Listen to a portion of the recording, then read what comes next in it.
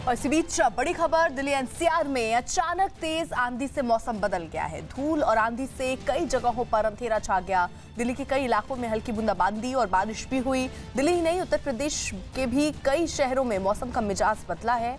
और ये दो तस्वीरें जरा आप देखिए, दिल्ली और सहारनपुर की तस्वीरें हैं, जहां पर दिन में ही अंधेरा सा नजर आने लग गया है।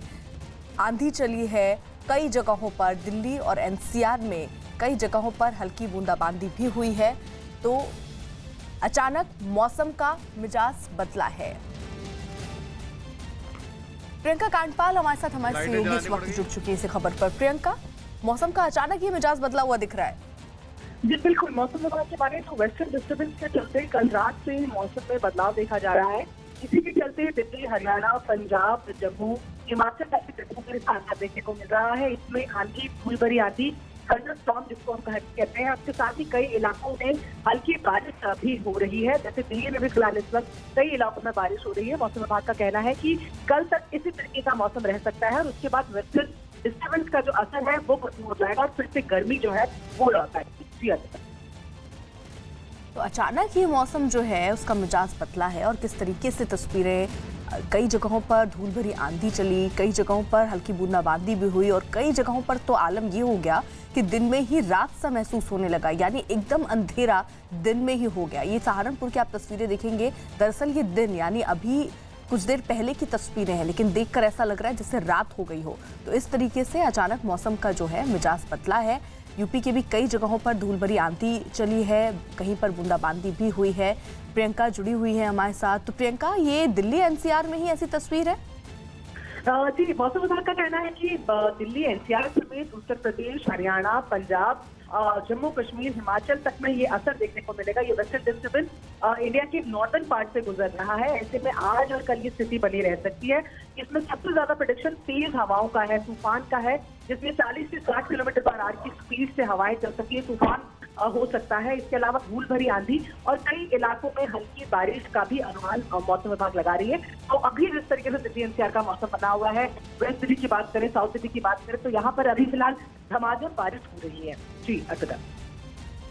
तो कई जगहों पर खूब आंधी चल रही है, कई जगहों पर बूंदाबांदी भी हुई है। वेस्टर्न डिस्टर्बेंस जिस तरीके से प्रियंका बता रही थी, और इसके चलते हो सकता है कि कल भी ऐसी ही स्थिति देखने को मिले, धूल भरी आंधी चले या फिर कहीं पर अंधेरा भी छा सकता है, बूंदाबांदी भी हो सकती है।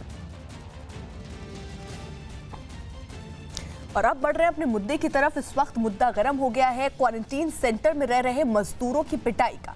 ये खबर आई है बिहार के बांका से, जहां एक क्वारंटीन सेंटर में रह रहे मजदूरों ने आरोप लगाया कि जब उन्होंने खाने में कीड़े की शिकायत की तो उनकी पिटाई कर दी गई। सवाल ये है कि क्या बिहार में खाना नहीं, लाठी से लाएंगे सुशासन? बिना देर किए हम आपको दिखाते हैं वो तस्वीरें जिन्हें एक मजदूर ने अपने मोबाइल पर रिकॉर्ड किया है। भैया ये देखो, ये शंभूगंज का क्वारंटाइन सेंटर है। ये देखो, ये शंभूगंज का खाना है, इसमें कीड़ा निकल गया, इसीलिए हम लोग का भाई, इसीलिए ये खाना पर से उठ गया। देखो भाइयों, ये शंभूगंज का क्वारंटीन सेंटर है। ये देखो, ये शंभूगंज की तरफ से हम लोग को खाना है। हम लोग रात में 10 बजे बांका डिस्ट्रिक्ट से आए हैं, सिकंदराबाद में रहते थे। देखो भाइयों, सब पत्ता लेके उठ गया। देखो, ये कीड़ा निकल रहा है, ये सब दिखाने के लिए जा रहा है। ये देखो, यही है क्वारंटीन शंभूगंज का। ये शंभूगंज का क्वारंटीन सेंटर है, देख लो भाइयों। बहुत अच्छा खाना दे रहा है हम लोग को। हाँ, नहीं तो बुला लो यहाँ पे। चलो मैं ही तो। हम लोग कस्बा पंचायत के मुखिया से, मजदूरों के साथ सरकार का जो रवैया है, इसीलिए क्वारंटाइन सेंटर से बहुत सारे मजदूर भाग जा रहे हैं। वहां तो क्वारंटाइन सेंटर का बदहाल स्थिति है, कुव्यवस्था है। उसको प्रशासन ठीक करने के बदले, और मजदूर अगर शिकायत करता है तो उसे लाठी से पीटा जा रहा है, पुलिस पीट रही है। इस पर माननीय मुख्यमंत्री जी को संज्ञान लेना चाहिए। बांका जिले के शंभूगंज में क्वारंटाइन शिविर में रहने वाले लोगों के भोजन में कीड़ा पाए जाने की जो शिकायत प्राप्त हुई है, ये कतई अस्वीकार्य है और इससे भी दुर्भाग्यपूर्ण है कि वहाँ इस घटना की शिकायत करने के बाद पुलिस ने दुर्व्यवहार किया। इस घटना की जांच होगी और जवाबदेह जो लोग भी होंगे उनके खिलाफ कार्रवाई सुनिश्चित की जाएगी। मेरे को बहुत पुलिस ने मारा है सीओ साहब के कहने के बाद। मैं खाने का विरोध कर रहा था, ड्राइवर और 3 पुलिस वाले ने मिलके बहुत मारा है मुझे। और मैं बोला कि इलाज मेरा करवा दो, तो बोल रहा है तेरे ऊपर बहुत केसेस हो जाएंगे, तुमको मालूम नहीं प्रशासन से लगने का काम, शांत रहो, जो देते हैं वो खाओ, नहीं तो इतना डंडा मारेंगे जो कभी तुम याद करके भी नहीं आओगे शंभूगंज, समझ जाओ। और मेरे को 3 दिन से मेरा हाथ टूटा हुआ है और बोलता है कि बोल दो हॉस्पिटल में जाके कि मैं गिर के टूट गया मेरा। मैं आपको फ़ोटो भी शेयर किया हूँ सर, मैं प्लीज़ मेरी हेल्प कीजिए। तो ये वो मजदूर जो ये कह रहा है कि खाना जब उससे मांगा गया, खाने में जब उसने कीड़ा दिखाया, उसके बाद उसके साथ पिटाई हुई। हमारे साथ हमारे कुछ सहयोगी और खास मेहमान इस वक्त जुड़ रहे हैं। पटना से आनंद अमृतराज हमारे साथ इस वक्त हैं, दिल्ली से रवि सिंह हमारे साथ हैं। सबसे पहले मैं ज़रा आनंद का रुख करना चाहूँगी क्योंकि स्थिति को समझना बहुत ज़रूरी है। आनंद, वहाँ पर ये कितने ऐसे लोग हैं जो इस बात की शिकायत ये मजदूर कर रहे हैं किस तरीके से लगातार खाने से कीड़ा निकल रहा है और जब शिकायत ये करते हैं तो उनको पीट दिया जाता है?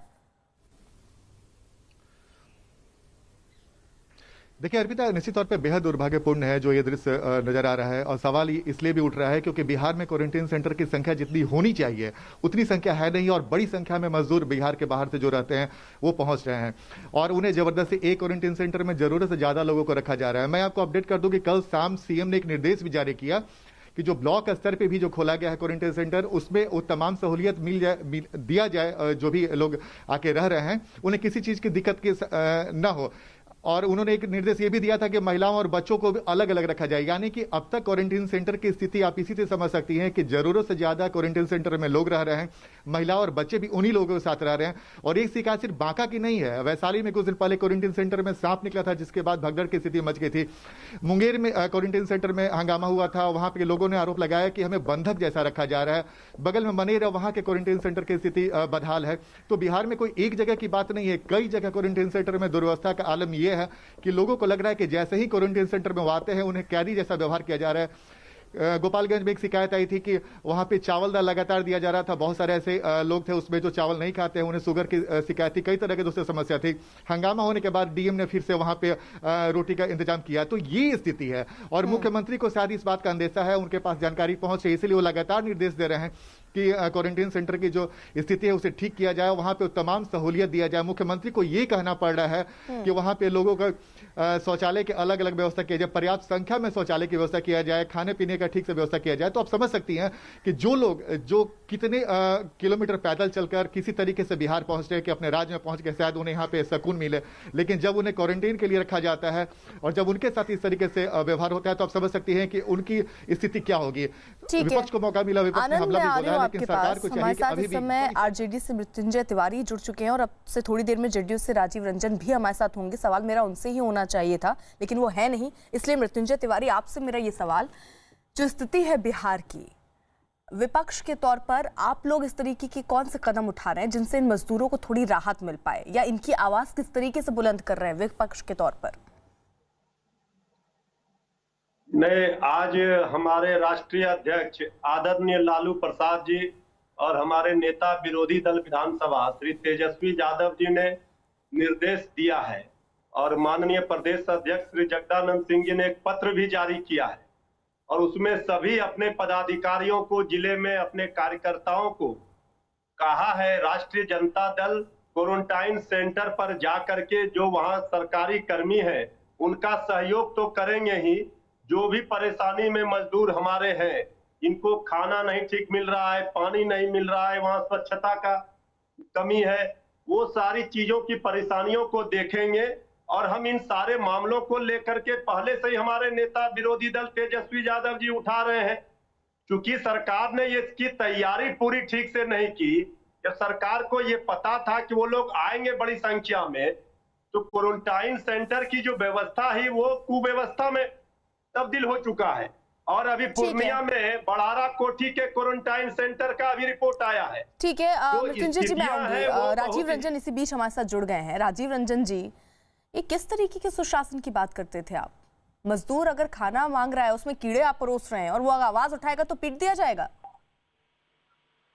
देखिए, सबसे पहली बात तो यह है कि अभी मैंने एक इस पर को एक प्रतिक्रिया दी थी जो अभी आपने दिखाया है, और उसके बाद राज्य सरकार के सूचना एवं जनसंपर्क मंत्री ने वहां के एसपी से बात की और इसमें एक व्यक्ति को इस पूरे प्रकरण के पुलिस से बहस हुई है, जिसको फिर से क्वारंटाइन शिविर में लाया गया और ऐसी जिस तरह से बढ़ा चढ़ा करके कुछ चीजें दिखाई जा रही है, उसको लेकर के वहां पर पूरी जांच हुई है और ऐसी ये पूरी जानकारी मिथ्या है।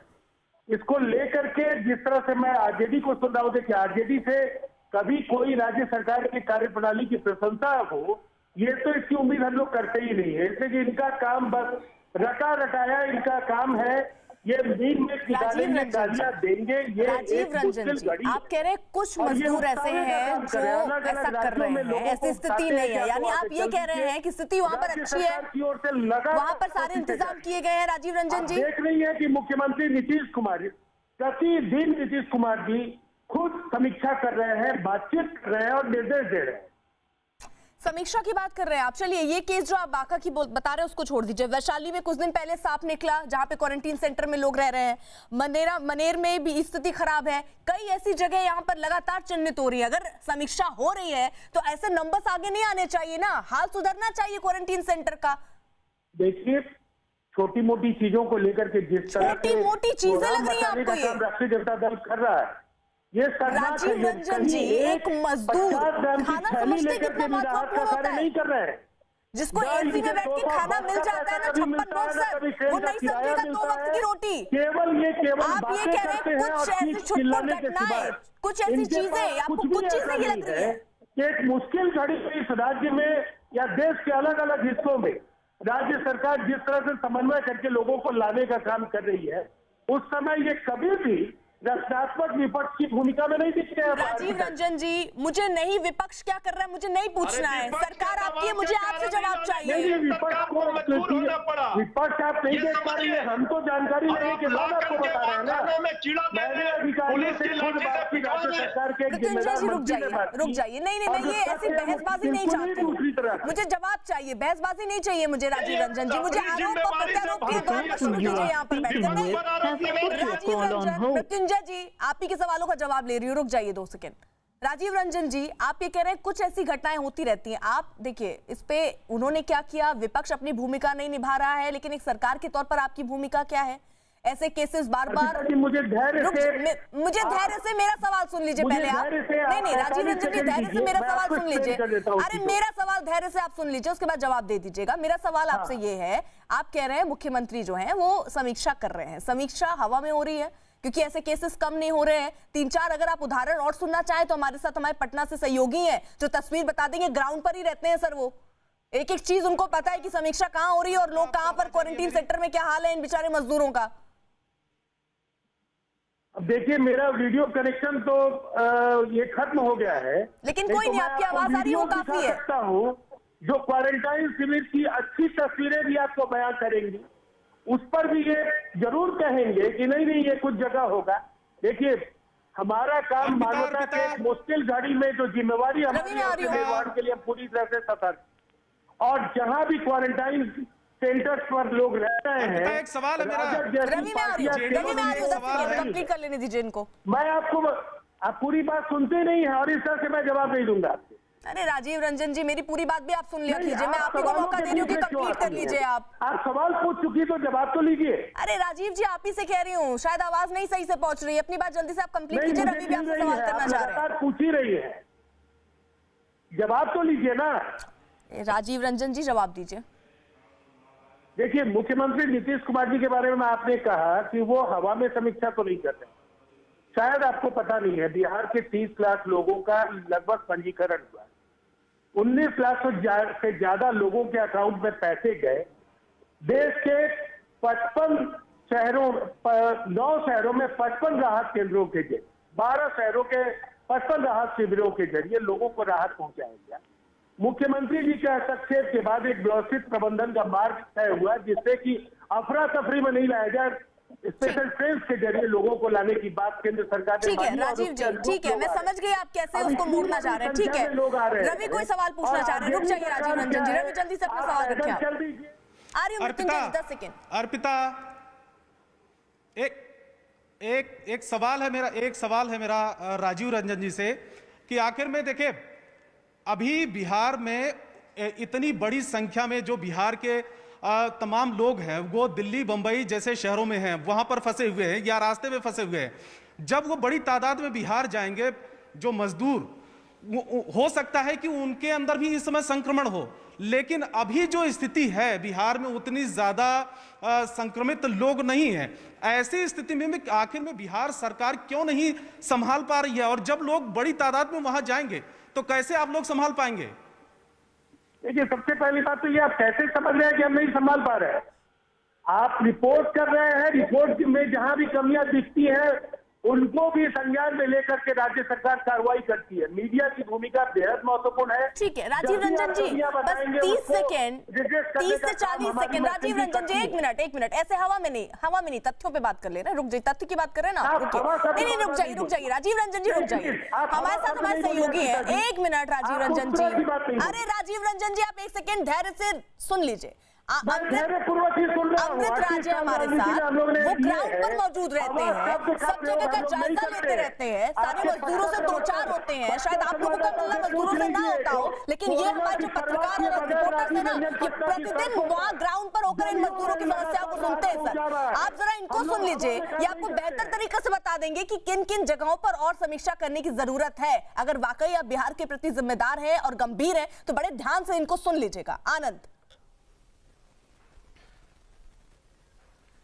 राजीव रंजन जी से एक सवाल है अर्पिता, सवाल सिर्फ और सिर्फ एक है, उस सवाल का जवाब दे देंगे तो बाकी तमाम सवालों का जवाब मिल जाएगा। क्वारंटीन सेंटर की बदहाली दिखाने के लिए जब कुछ दिन पहले हमारे चैनल ने भी दिखाया था, उसके बाद रिपोर्टरों के लिए बैन कर दिया गया किसी भी क्वारंटीन सेंटर की स्थिति दिखाने के लिए। ऐसा क्यों किया गया? अगर आपको डर नहीं था, आप तमाम चीजें ठीक तरीके से कर रहे हैं, तो आखिर मीडिया को बैन क्यों किया गया? दूसरी बात, आपको पता है कि बिहार में बड़ी संख्या में लोग आ रहे हैं, आपके पास क्वारंटीन सेंटर की संख्या उतनी नहीं है। बदहाली का आलम यह है कि कई जगह से शिकायत मिल रही है, कई जगह लोग खाने की शिकायत कर रहे हैं। सवाल एक और भी उठ रहा है कि अगर आप बैन कर दे रहे हैं, बाहर खबर आ नहीं पा रही है, अगर किसी ने मोबाइल से बनाकर दे दिया तो इतनी तिलमिलाहट क्यों? सवाल दीजिए कि मीडिया को बैन करेंगे तो इसी तरीके से लोगों की जो शिकायत है बाहर आएगी। और उससे भी महत्वपूर्ण बात, जब लगातार संख्या बढ़ती जा रही है, क्वारंटीन सेंटर नहीं रहेगा, लोड बहुत ज्यादा है, तो बहुत इंतजामी तो होना ही होना है। इसे कैसे भाग सकते हैं, कैसे इनकार करेंगे? पूछा, संभवतः आपको इसका जवाब पहले से मालूम है। वो कहीं ना कहीं वो निर्णय इसलिए हुआ कि इन क्वारंटीन सेंटर से अगर आपका या उनका साथ होता है, इसमें से कोई भी संक्रमित है तो संक्रमण का दायरा बढ़ेगा। वो कहीं से भी प्रेस की आजादी को बाधित करने का ये कोई निर्णय नहीं है। ये आपकी और साथ क्वारंटाइन शिविरों में रहने वाले लोगों की सुरक्षा के लिए ये निर्देश दिए गए। पहली बात, जब भी कहीं से कोई कमी दिखी है वो राज्य सरकार के मुख्यमंत्री, आपदा प्रबंधन के प्रधान सचिव और अन्य संबद्ध विभाग के अधिकारियों के बीच उस समीक्षा में वो बिंदु आता है और उन कमियों को दुरुस्त करने के निर्देश दिए जाते हैं। लेकिन बड़ी बात क्या है, जिस तरह से राजद और कांग्रेस के लोग हिट एंड रन कर रहे हैं, इससे अव्यवस्था बढ़ रही है। राजीव रंजन जी, आज विपक्ष को छोड़ दें। राजीव रंजन जी, विपक्ष, ऐसा हो सकता है कि विपक्ष पर बिना आप तीर कसे फैक्ट्स पर कोरोना को लेकर बातचीत कर सकते हैं। भड़काऊ बयान कम कहीं। अरे राजीव रंजन जी, ऐसे वक्त पर भी आप लोग पक्ष विपक्ष कर रहे हैं भाई, हद होती है। कोरोना से संबंधित सवाल आपसे पूछे जा रहे हैं। एक मुझे ये बता दीजिए, क्वारंटीन सेंटर कितने हैं बिहार में? क्वारंटाइन सेंटर अब तक 1200 जो ब्लॉक को करने का जो निर्णय किया गया, जिसमें 800 से 1000 लोग होंगे और ये क्षमता लगभग 10 लाख लोगों को एकोमोडेट करने की होगी। उस क्षमता के संवर्धन का प्रयास जारी है और ब्लॉक के सेंटर्स इसीलिए बनाए गए हैं कि हम बेहतर तरीके से उन पर हम नजर रख सके। अभी भी कई पंचायतों के जो क्वारंटाइन शिविर हैं वो वहां काम कर रहे हैं। आपको कई चीजों की जमीन पर जो जानकारियां मिल रही हैं उनको भी आपके रिपोर्टर बताएंगे कि एक सेंटर पर लोगों को पहुंचाया जब जा रहा था, होम क्वारंटीन के लिए लोगों ने गांव के बाहर आकर के चिकित्सा कर्मियों पर हमला किया, उनको लौटने के लिए विवश किया, फिर उनको अन्यत्र कहीं क्वारंटाइन कराना पड़ा। विपक्ष के उकसावे से जो अराजक वातावरण बन रहा है, ये केवल बिहार नहीं पूरे देश के लिए चिंता का विषय है। ये मुश्किल घड़ी है। राजीव रंजन जी, ये बहुत मुश्किल घड़ी है, इसीलिए मैं देखिए एक बात, राजीव रंजन जी मेरा सवाल सुन लीजिए। 28 लाख लोग ऐसे हैं जिन्होंने रजिस्ट्रेशन कराया है, बिहार के ये मजदूर जो वापस आना चाहते हैं।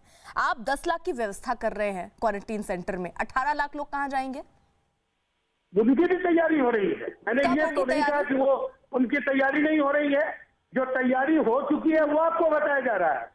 तैयारियां लगातार चल रही है और पंचायतों में जो हमारे क्वारंटीन सेंटर है उनको पूरी तरह से राजीव रंजन जी, इतना वक्त तो आपको केवल 10 लाख की तैयारी करने में लग गया, अब 18 लाख की तैयारी करने में कितना और वक्त लीजिएगा? तब तक तो हो सकता है देश से कोरोना ही खत्म हो जाए। आपका काम अगर केवल मीडिया ख्याल है अर्पिता जी, तो सॉरी, मैं इस तरह के आपको आप समझने के लिए तैयार नहीं आते।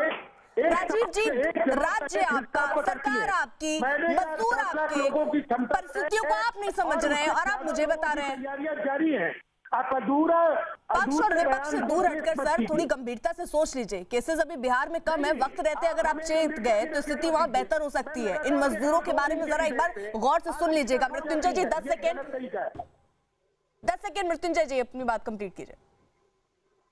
देखिए अर्पिता जी, सत्ता में बैठे हुए लोगों के साथ यही परेशानी है कि अगर मीडिया आईना दिखाता है, विपक्ष उनकी नाकामी को उजागर करता है तो वो पैनिक हो जाते हैं। राजीव रंजन जी, आप सरकार में हैं, ये सरकार की जिम्मेवारी और जवाबदेही है, इससे आप मत भागिए। आप सारे आरोप विपक्ष पर मढ़ रहे हैं, विपक्ष आपको सहयोग कर रहा है। हमारे नेता ने 2000 बस देने की बात की, 50 ट्रेन का किराया देने की बात की, आइसोलेशन के लिए अपना सरकारी आवास दिया। हम राजनीति करना नहीं चाहते हैं, लेकिन अपनी नाकामी का जब उजागर होता है उसको दूर करने का प्रयास कीजिए। ठीक है, समय की सरकार की जिम्मेवारी, इसलिए आप सभी का बहुत बहुत शुक्रिया। लेकिन मृत्युंजय तिवारी जी, जो आप कह रहे हैं कि मीडिया जब सवाल पूछता है तो बुरा लगता है, ये सिर्फ किसी एक दल को नहीं लगता है, ये हर किसी को बुरा लगता है। समस्या इसी में है। बढ़ रहे हैं आगे। दिल्ली एनसीआर में अचानक तेज आंधी से मौसम बदल गया है। धूल और आंधी से कई जगहों पर अंधेरा छा गया है। दिल्ली के कई इलाकों में हल्की बूंदाबांदी और बारिश भी हुई। दिल्ली ही नहीं, उत्तर प्रदेश के भी कई शहरों में मौसम का मिजाज बदला नजर आया है। तो ये तस्वीरें आप देखिए, ये दिल्ली एनसीआर की तस्वीरें हैं और मौसम विभाग का ये भी कहना है कि हो सकता है कि कल भी कुछ ऐसी ही तस्वीरें सामने आए, जब धूल भरी आंधी कहीं हो सकती है, बूंदाबांदी हो सकती है और ऐसे ही दिन में अंधेरा भी छा सकता है। तो दिल्ली एनसीआर में अचानक तेज आंधी से मौसम का मिजाज बिल्कुल बदल गया। धूल और आंधी से कई जगहों पर अंधेरा छा गया। दिल्ली के कई इलाकों में हल्की बूंदाबांदी और बारिश भी हुई है। दिल्ली ही नहीं, उत्तर प्रदेश के भी कई ऐसे शहर हैं जहां पर मौसम का मिजाज बदला है। कई जगहों पर बारिश भी हुई, कई जगहों पर धूल भरी आंधी भी चली है और कई जगहों पर दिन में ही अंधेरा छा गया है। ये दिल्ली की कुछ तस्वीरें आप देख रहे हैं जहां पर बारिश भी हुई है, यानी अलग अलग इलाकों में फिलहाल मौसम के तेवर बदले हैं। कहीं पर धूल भरी आंधी चली तो कहीं पर थोड़ी बूंदाबांदी हुई तो कहीं पर अंधेरा भी छा गया है। प्रियंका कांडपाल हमारे साथ, हमारे सहयोगी इस वक्त जुड़ चुकी हैं। प्रियंका, इस वक्त अब बारिश भी शुरू हो गई कुछ कुछ इलाकों में। जैसे कि मौसम विभाग का कहना है कि वेस्टर्न डिस्टर्बेंस का ये पूरा असर है, जिसके चलते भारत के नॉर्दर्न रीजन में जहाँ जम्मू कश्मीर, हरियाणा, हिमाचल, पंजाब, दिल्ली, उत्तर प्रदेश जैसे राज्य आते हैं, यहाँ पर इसका असर देखने को मिल रहा है। तो ऐसे में धूल भरी आंधी, तूफान और बेहद तेज हवा, जिसको स्क्वॉल कहा जाता है, वो आज से कल तक देखी जा सकेगी। कई इलाकों में हल्की रेनफॉल का भी, जो बारिश है उसका भी फोरकास्ट किया है मौसम विभाग ने। लेकिन सबसे ज्यादा असर जो है वो तूफान, आंधी और धूल भरी आंधी के रूप में दिल्ली एनसीआर के लोगों को और नॉर्दर्न स्टेट के लोगों को देखने को मिलेगा। जी अर्पिता। दिल्ली और एनसीआर में जिस तरीके से मौसम का हाल बदला है, प्रियंका जरा ये बताइए मौसम विभाग क्या कह रहा है, आने वाले कितने दिन ऐसे रह सकते हैं? मौसम विभाग का कहना है कि ये पूरा वेस्टर्न डिस्टर्बेंस जो है वो नॉर्दर्न रेंज से भारत की गुजर रहा है। ऐसे में आज और कल तक इस तरीके के हालात रह सकते हैं, इस तरीके का मौसम रह सकता है। लेकिन कल दिन के बाद दोबारा से जिस तरीके की गर्मी दिल्ली एनसीआर के लोग महसूस कर रहे थे, वो मौसम वापस आएगा। तो ये दिल्ली एनसीआर की तस्वीरें हैं। कई जगहों पर बारिश हुई है, धूल भरी आंधी हुई है और कई जगहों पर दिन में ही अंधेरा छा गया है। उधर दिल्ली के कश्मीरी गेट पर अपने घर मध्य प्रदेश जाने के लिए इकट्ठा हुए मजदूरों को पुलिस ने रोक दिया। ये सभी मजदूर काम ना होने और खाने पीने की दिक्कत से काफी परेशान हैं। इनमें एक के भाई की 5 दिन पहले ही मौत हुई है, जिसके बाद ये जल्द ही अपने मध्य प्रदेश के छतरपुर के लिए निकलना चाह रहे थे, लेकिन पुलिस ने सभी को फिलहाल मना कर दिया है। देश भर से मजदूरों का पलायन थम नहीं रहा है। इस वक्त हम दिल्ली के ISBT पर मौजूद हैं, जहां हमें मजदूरों का एक दल यहां पर बैठा हुआ नज़र आ रहा है। आप तस्वीरों में देख सकते हैं, ये हमारे सामने से गुजर रहा था, लेकिन यहाँ पुलिस की गाड़ी है, पुलिस ने इनको यहाँ पर फ़िलहाल बैठा दिया है। सोशल डिस्टेंसिंग के तहत ये लोग यहाँ पर बैठे हैं। इनसे बात करते हैं, ये कहाँ से आए हैं, कहाँ जा रहे हैं।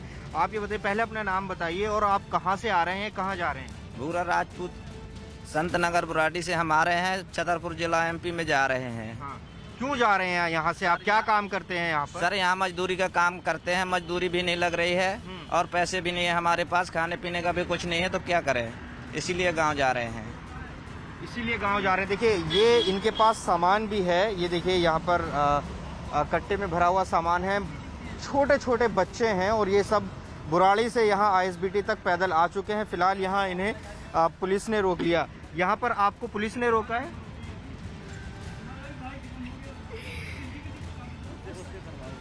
आप बताइए, आप कहाँ जा रहे हैं? आप हम जा रहे हैं छतरपुर जिला। छतरपुर, यहाँ किस लिए रुक गए आप? चल रहे पुलिस वाले रोक दिया, हम वहाँ से आ गए संत नगर से। अब यहाँ जा रहे तो पुलिस वाले क्या बोले? पुलिस बोल रहे वापस जहाँ से आए हो जहाँ वापस जाओ। वापस जाओ?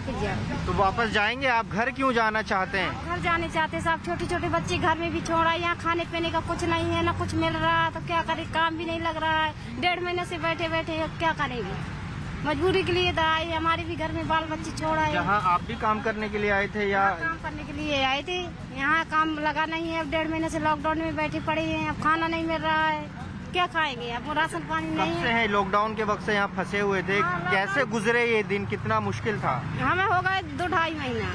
हाँ, बाद 10-15 दिन काम किया, बाद 2 महीने से बैठे 1.5 महीना बैठे हो गए, बैठे बैठे से लॉकडाउन। आप इतनी दूर पैदल कैसे जाएंगे ये बताइए? बच्चे भी हैं, महिलाएं हैं, कैसे जाएंगे जब घर में इतनी वो है तो जाना तो पड़ेगा। कितने दिन यहाँ बंद रहेंगे, काम भी नहीं लग रहा तो क्या करेंगे। काम लगता तो काम करते, ना काम लग रहा, ना खाने पीने का है, ना कुछ मिल रहा है। देखिए ये इनकी सीधी शिकायत है कि यहाँ पर दिक्कत बहुत ज़्यादा है। काम करने के लिए आए थे, ये सब मजदूर हैं, ये तमाम लोग यहाँ पर। यहाँ देखिए ये बच्ची है, इसने हाथ में पानी की बोतल ली हुई है। क्या नाम है बच्चे? अर्चना। कहाँ जा रहे हो आप? हैं?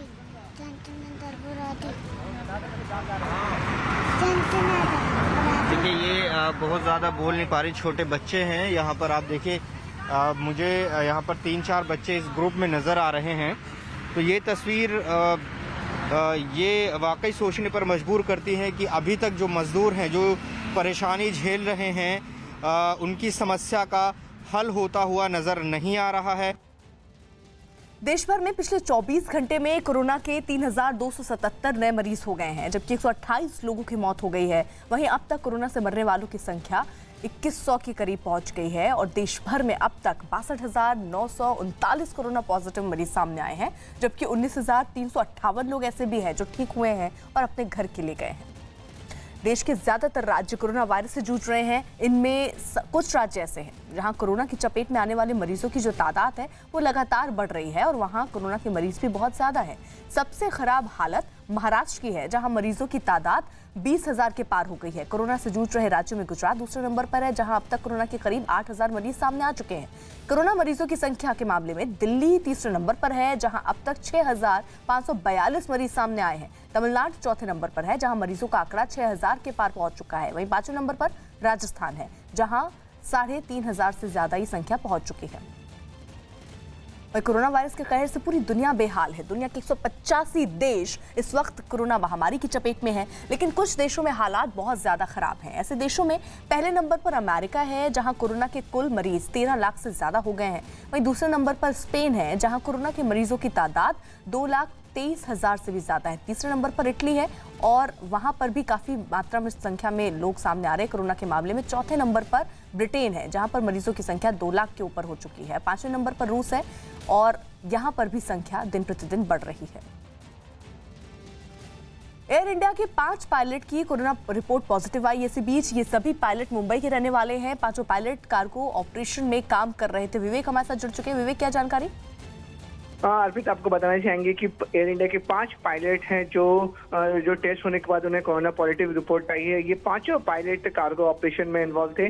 आपको बताना चाहेंगे कि एयर इंडिया काफी दिनों से रेस्क्यू और कार्गो ऑपरेशन में काम कर रहे हैं, जिसकी वजह से मुंबई से कई फ्लाइट एयर इंडिया के चाइना और दूसरे देशों में भी उड़ान भरी थी। उसी ऑपरेशन के जरिए जब ये पायलट मुंबई में लैंड हुए थे तो कुछ दिन पहले ही उन सब का टेस्ट किया गया था। लेकिन राहत की बात यह है कि जो 5 पायलट है वो एसिम्प्टोमेटिक हैं, यानी कि उन्हें सिर्फ क्वारंटाइन करने की जगह दी गई है और उनके जो एयर इंडिया की तरफ से पूरी कोशिश की जा रही है कि मेडिकल जो फैसिलिटी उन्हें सही से सही दी जाए और बाकी जो उनके साथ क्रू मेंबर थे उनके भी टेस्ट और मेडिकल टेस्ट किए जा रहे हैं। अर्पिता जी।